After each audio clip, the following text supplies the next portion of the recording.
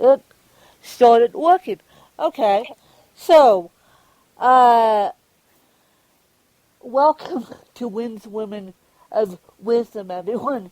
Today I'm lucky enough to have the other half of Social Fly NYC with me, Stephanie. And Stephanie knows this because we were talking about this before we went live.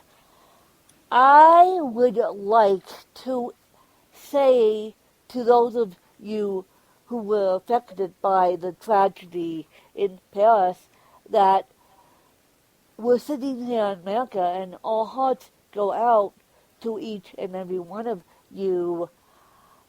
We still don't know who necessarily planned this attack, but in the aftermath of this attack, our hearts and thoughts go out to everyone affected by it. And I know that the rest of the podcast community is doing a solemn tribute to Paris, so I thought I would throw mine in too. And so let's get started with Stephanie. Let me just pull my laptop over here so she can see me. And so my first question for the other half of Social Fly is, why did you start your company? So that's a really great question. So the reason that I started my company was because back in 2008, 2009, when people really started using social media, I knew that social media was really going to change the way of marketing for businesses. So I had started helping friends of mine who were starting businesses with social media strategies really on the side of my full-time job at that time. So I had friends who were coming to me saying, help, I really need help with, a sales and marketing strategy. And I started saying, you really have to start using social media. This is going to be the way of the future. So I started helping some friends on the side and quickly realized that it wasn't an after-work activity. It was a business. So I started taking on some paying clients on the side of my full-time job and eventually left my full-time job to start my agency. So Courtney and I became partners in 2011 to form Social Fly. So it started organically on the side of my full-time job and turned it into a business. Oh my God. So where were you working that the friends got you out of? Where were you working? Sure. So I was working in corporate America. So at that time, I was working for Hilton, the hospitality company here in New York City. Oh, geez. The hotel industry. Yeah, so that's my background. Please don't say you were doing social media for them. No, I was doing sales and marketing. So I was not in social media, but I worked in sales. Well, that's a huge opposite end of the spectrum. Right. And so, that being said, what would be, coming from your background, what would be the best advice for those of us who do have business backgrounds and who do have teaching backgrounds and throwing into this, using social media for business? So what's my best piece of advice on how to use social media for business? Yes. So the first step I would say would be to start by putting together a full social media strategy. So in order to put together a strategy, the first step there is really determining what are your business goals, what are you looking to accomplish, and then you can figure out, okay, well, if my goals are to drive sales for my business or to increase brand awareness, what social media platforms are going to make the most sense for me to be on? And then once you determine the right platforms, then you put together a content strategy and an advertising strategy. So step by step, you can put together a full social media strategy for your business. But if you're not particularly familiar with social media strategies or you've never done it before, that's why we have an agency and a business, and people come to us as experts to say, okay, here's my business, this is what we are trying to do, how can we use social media? So the first step is to realize you need to put together a strategy, and either you can execute it yourself or look to experts to help you. And a little birdie who's probably on the other side of the room told me that you guys made it to Google #1. Yeah, so if Was you... that little birdie correct in saying that? Is that Courtney? Yes. Yeah. And so how did you guys do that? When she told me that, after we got off the call, I sat there thinking, well, that's one question I'm going to ask Stephanie is how? Because that's one of the reasons why I wanted your book, because I'm like, you guys, you're a two-woman show. You're not that huge. So how in the world did you make it to #1 on Google? That's a really good question. So we have a lot of the tips are in our book that is right here. So you'll get to learn a lot of our secrets, but there's a couple of different things that we were able to do, and it took time for that to happen. So the first step was that we built our website in WordPress. And WordPress is a really great platform because you can continuously update your website using keywords when you're blogging. So the words that in terms we want to rank for were social media agency NYC. So when we use those words in our blogs and on the back end of our site, then we're more likely to come up. The second step is that we are always using social media and using the right keywords on social media. So we use Facebook every day, we tweet every day, we use Google Plus every day. So it's really important that you have that social media strategy and using the right words in your content. The third thing that we've been able to do is, doing our own PR or public relations. And what that means is that Courtney and I often get quoted in blogs and in the press. We do videos that then link back to our website. So there's all of this content out there on the internet that then links back to Socialfly. So and when Women of Wisdom will be one of them. Yeah, exactly. Exactly. That's it. Because people keep telling me that I need to use WordPress for my blogging website, and that's it. After talking to you two, I'm like, okay, now I understand what people or my team keeps, one member of my team keeps saying WordPress, yeah. and the blog, the podcast spell / blog spell keeps saying WordPress, you need to get on WordPress, and it's like, fine, I'll get on the WordPress, but I didn't understand why. They kept saying SEO, and now you just explain it to me in a nutshell. There you go. So WordPress is going to be the best piece of advice in this whole interview, because I know that all these podcasters / many others use WordPress, and it's for the SEO, and Google is smart enough to pick up SEOs like this small. Yeah. So enough with the technology SEO stuff. What is your favorite book? What's my favorite book? Yes, and it doesn't have to be business related. This is my favorite book. Like, Love, Follow. You're biased. I have to be. I knew either one of you was going to say that. Yes, and I'll do this for you guys. I'll even post a picture of me holding your book.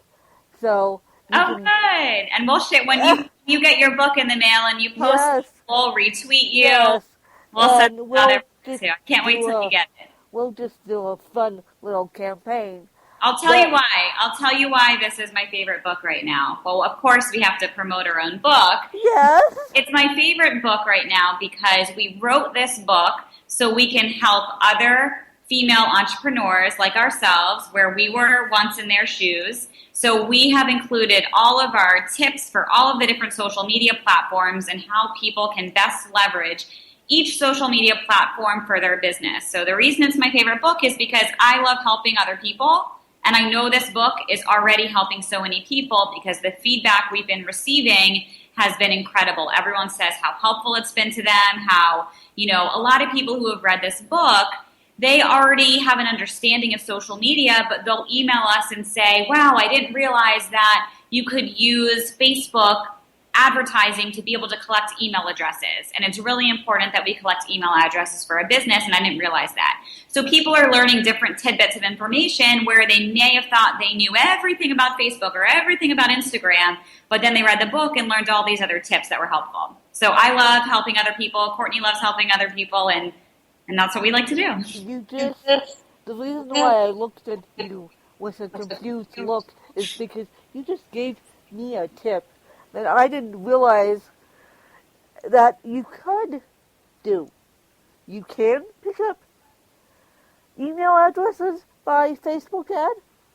So you can run a Facebook campaign or a contest by using a software called WooBox.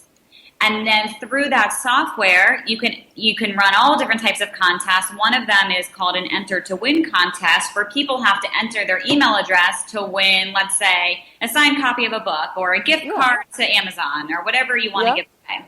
And then when people enter, you're collecting all of their email addresses. I did not know that. Yeah. I did not know that. There you go. There's another way of collecting email addresses, although I don't think it works. The way I'm thinking doesn't work because Roofcopter that you enter a certain amount and then it randomly picks a winner for you. But I don't think you can collect email addresses on there. I'm not sure. What's the software called? It's an online Roofcopter. It's an online software, but I don't think you can collect email addresses. I'm not sure. I'd have to look at it. So, there's a tip for me that you can, because I was curious about that. Can you collect email addresses off Facebook? Well, I learned something new today. There you go. Lots of learning. So, outside your business, what do you like to do? That's a really good question. So I love to go see Broadway shows. And I also do a lot of work raising money for the Tisch MS Research Center. So I was diagnosed with MS, or multiple sclerosis, a little over 4 years ago. So I've dedicated a lot of my time and my life to helping find a cure for MS. So through Socialfly, we do a lot of events to help raise money. We were the social media sponsor for the Tisch MS Research Center for their marathon team and helped them raise a lot of money this year for MS research. So a lot of what I do in my quote-unquote free time is a lot of work for Tisch MS. That's okay. You filled out the form. That's why I'm laughing, because you filled out the form and said, I work for, maybe Courtney did, and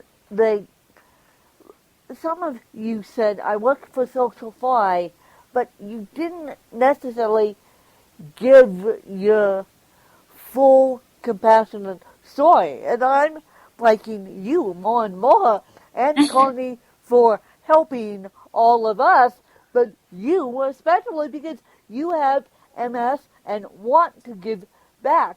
Now, that being said, I know MS is a joint condition, and I know MS affects you walking just like CP would. Yep. Does MS affect you typing and doing social media work? It can for some people. Right now, I'm very lucky in the fact that I don't have any physical problems right now at this very moment, but I have had problems before. I had something called optic neuritis, where I lost a lot of vision in one of my eyes, and then I had to do a steroid treatment, and then that came back.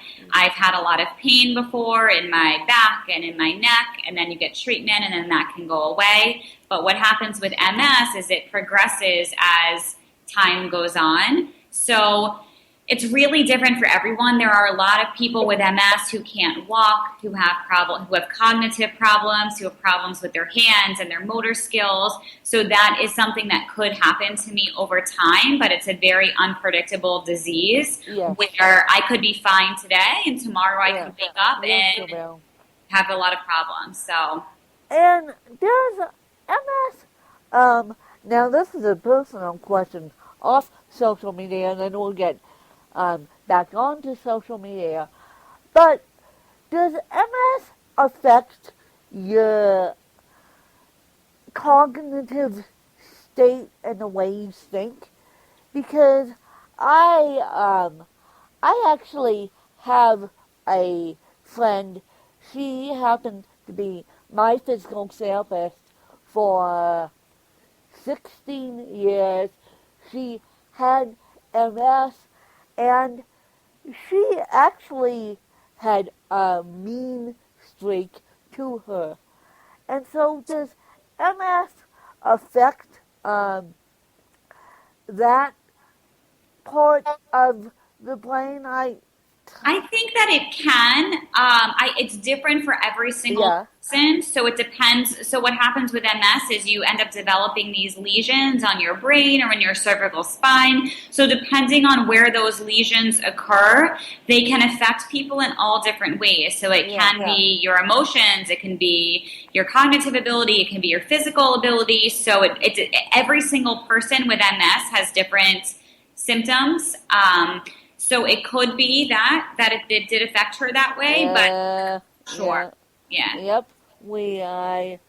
I'm slowly but surely learning, 28 years later, being diagnosed with CP. I'm slowly but surely learning about my own disability / MS / Down syndrome, you name it, I'm pretty much exposed to it.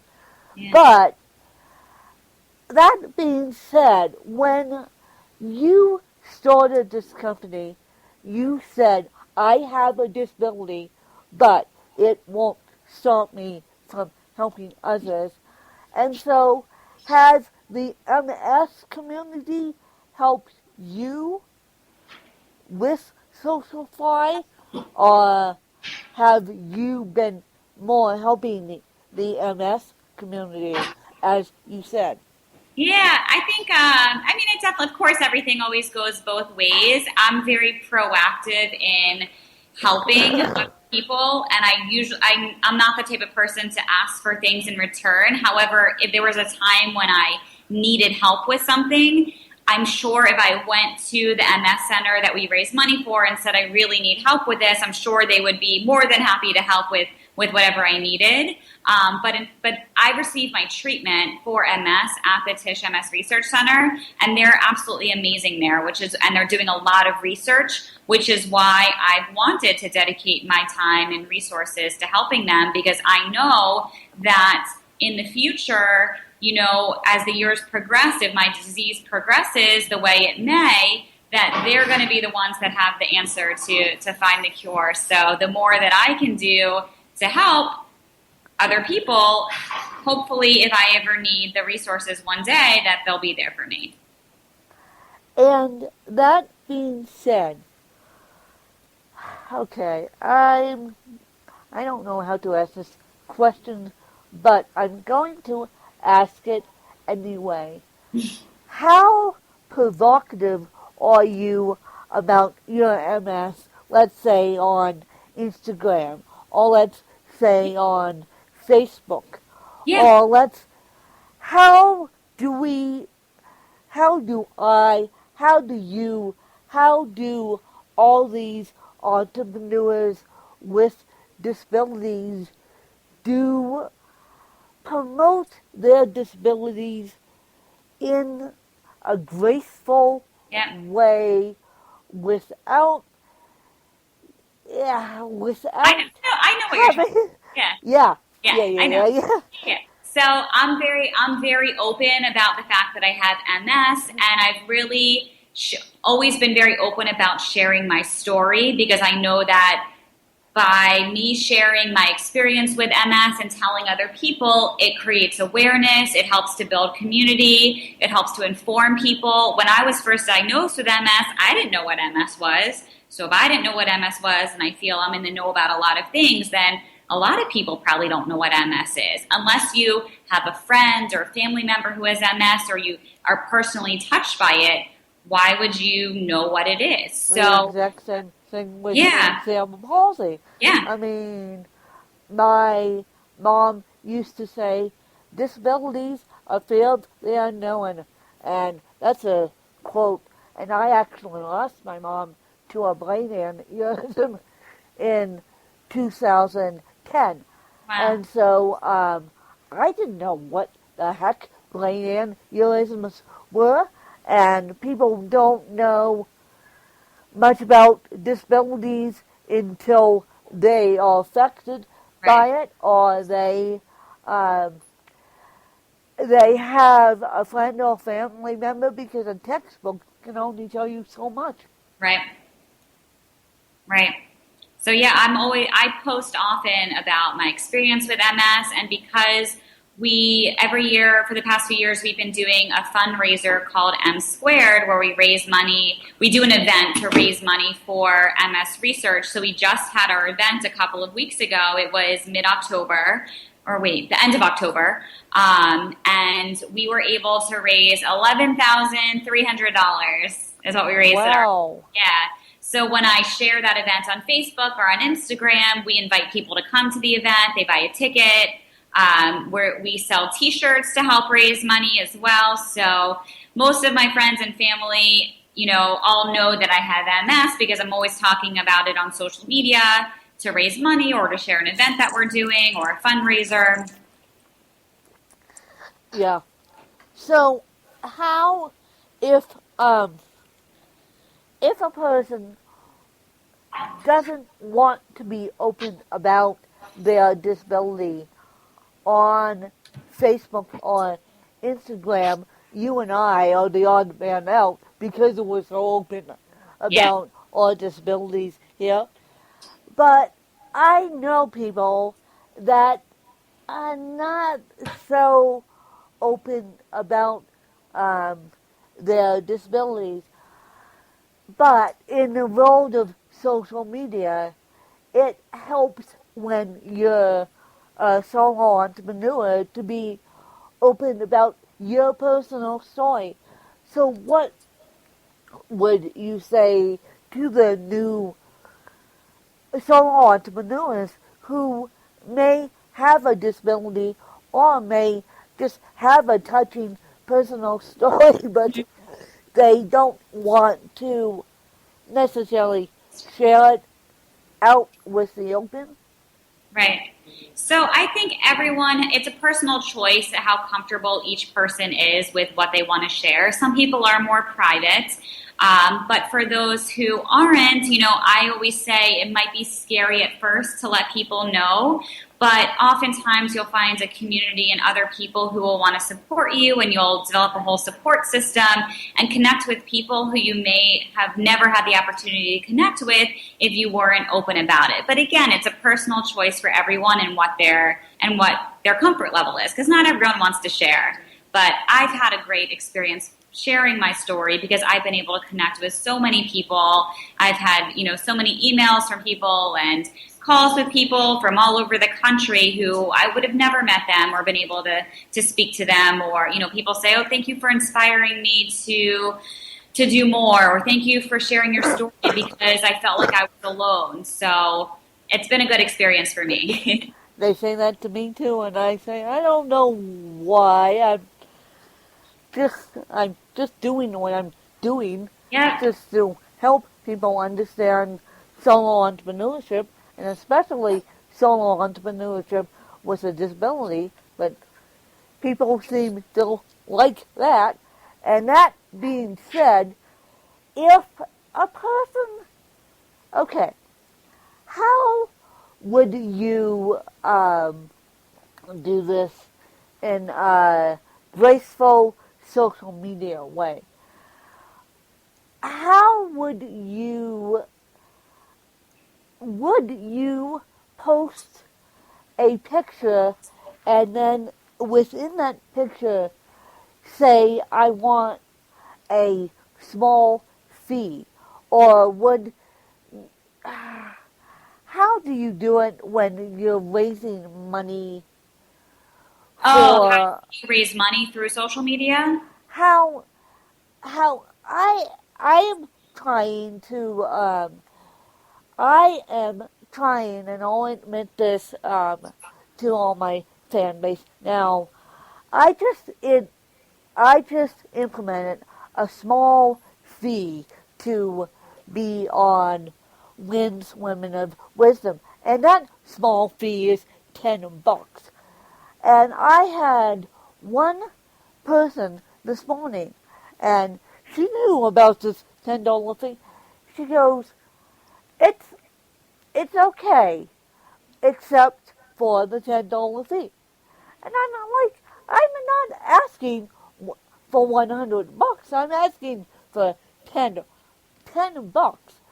And just to cover a small amount.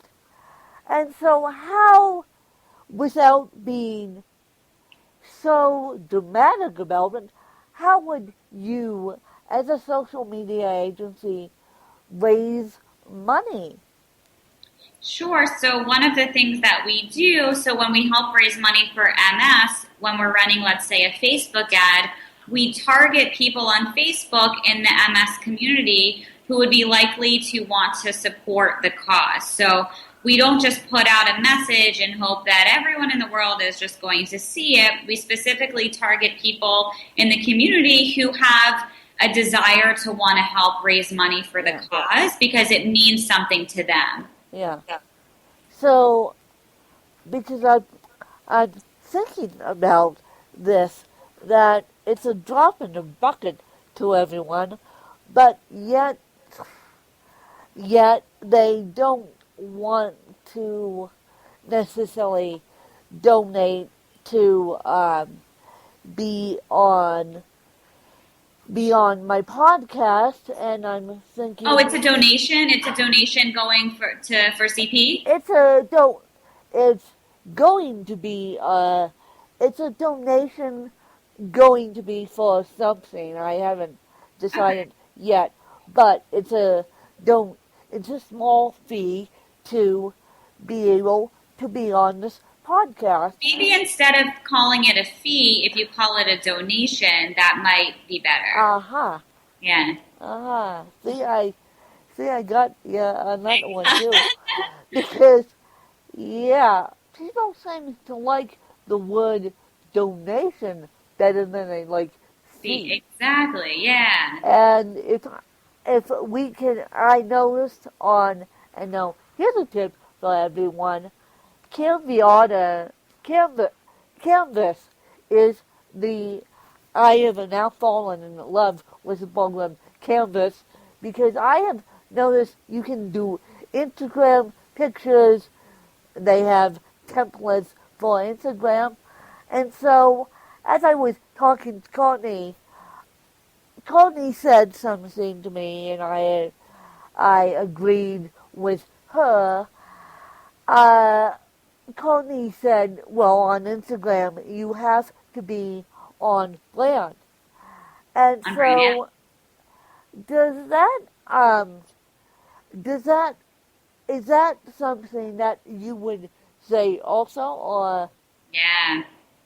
So it's important to figure out your branding and your aesthetics, so then when you put out content, it all looks like it came from the same person or the same account. So if you saw a photo on Instagram, you would, without even seeing the account that it came from, you could say, oh, that's definitely Wynn's post. She puts out her quotes like this. Yeah. So basically, everything has to be branded. And do they necessarily have to be linked to anything? Or no? On Instagram, you want to have your link in your bio, but Okay. you need to put a link in Link. the text because you can't click through to that. Okay. So what? So link in bio, not link in picture per se. Yes, for now. And look, Instagram is changing all of the time, so maybe at some point that will change. But for now, you can just say link is in the bio. Link. I didn't see. Learned another tip. I didn't Yeah, realize that that's you could not link in a pic in pictures. I thought you could, but I guess I guess on Facebook it's easier to put the link in the comments, yes, isn't it? yes, yes. Because you can't necessarily link to a picture on Facebook, and you need to make your brand look the same. I'm presuming in your newsletters too. Yeah, of course.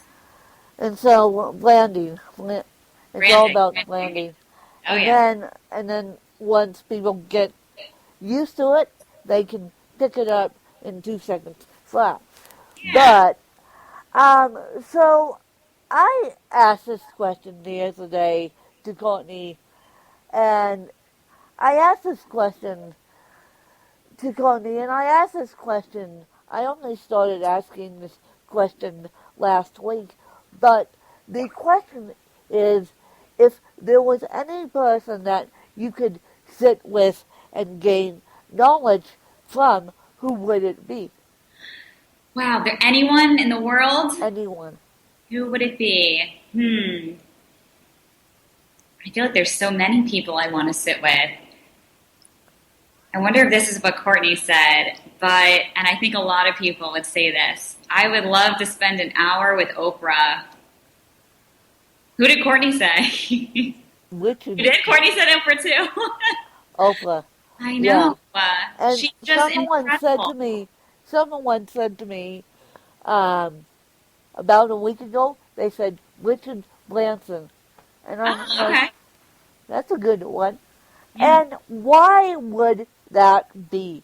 Why would you like to spend an hour with An hour with Oprah? Oprah. An hour with Oprah. It sounds good. It could be a TV show. An hour with Oprah. Not, Oprah not has been. necessarily favorite things to get social by favorite things necessarily.